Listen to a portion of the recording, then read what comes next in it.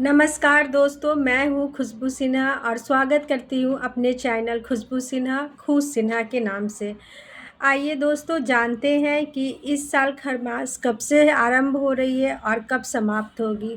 दोस्तों, इस साल जो खरमास है वो 15 दिसंबर 2024 से शुरू हो रही है और 14 जनवरी 2025 को समाप्त होगी। खरमास में हमें क्या करना चाहिए और क्या नहीं करना चाहिए, मैं आपको एक एक करके बताती हूँ। सबसे पहले जब सूर्य भगवान धनु और मीन राशि में प्रवेश करते हैं और सूर्य के जो गुरु हैं वो बृहस्पति हैं, तो उनकी जो चाल है वो धीमी हो जाती है, गधों की चाल से वो चलते, इसलिए इसका नाम खरमास रखा है। इसी वजह से जो खरमास में है हमें बहुत सारे कार्य बिल्कुल भी नहीं करने चाहिए। मैं एक एक करके बताती हूँ कि पहले हमें खरमास में क्या नहीं करना चाहिए।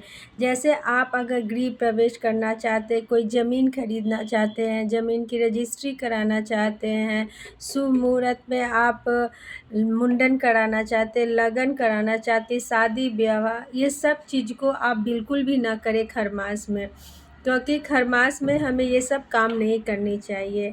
आइए जानते हैं महिलाओं को इस खरमास में क्या नहीं करना चाहिए। महिलाओं को तो बिल्कुल भी खरमास में सिंदूर और बिंदी नहीं खरीदनी चाहिए।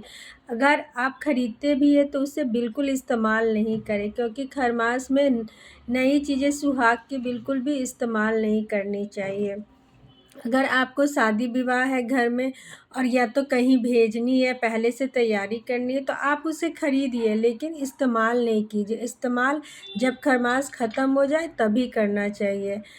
और फिर जानते हैं कि और क्या-क्या चीज़ें नहीं करनी चाहिए। अगर आप कोई वाहन खरीदना चाहते हैं, कार है, स्कूटी है, या कोई घर खरीदना चाहते हैं, फ्लैट्स खरीदना चाहते हैं, तो इन सब महीनों में आपको बिल्कुल भी नहीं खरीदनी चाहिए।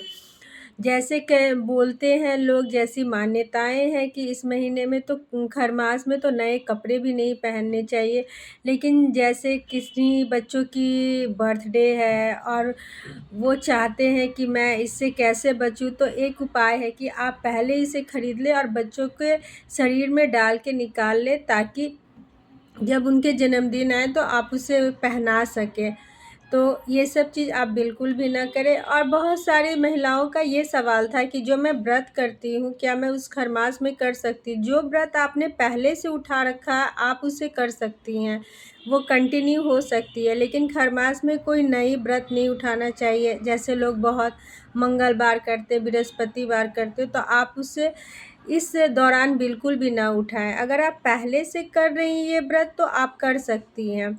और बहुत सारी महिलाओं का ये भी प्रश्न रहता है, क्या मैं उद्यापन कर सकती हूँ, क्योंकि मेरे 11 मंगलवार या 7 बृहस्पतिवार हो गए हैं और इस बीच में मुझे उद्यापन करना है, तो मैं कर सकती हूँ। तो मैं तो यही कहूँगी कि आप इसे कंटिन्यू कर लें। अगर आप 7 करती हैं तो 11 कर लें, लेकिन खरमास के बाद आप इसकी उद्यापन करें, क्योंकि देवउठान एकादशी से लेके खरमास तक का समय बहुत ही अच्छा होता है। लेकिन 1 महीने के बाद फिर समय अच्छा आता है जब हम मकर संक्रांति मनाते हैं। मकर संक्रांति में सूर्य जो है उत्तरायण हो जाती हैं और जो सूर्य के गुरु हैं बृहस्पति, वो अपने तेज में आ जाते हैं। तो उसके बाद आप उसकी उद्यापन करें। अगर आप कोई भी पूजा कर रही हैं, उसका उद्यापन चाह रही हैं, तो खरमास के बाद ही करें दोस्तों। अगर आपको ये वीडियो मेरा अच्छा लगा हो तो प्लीज़ मेरे चैनल को सब्सक्राइब करें, बेल बटन को दबाएं। थैंक यू, नमस्कार।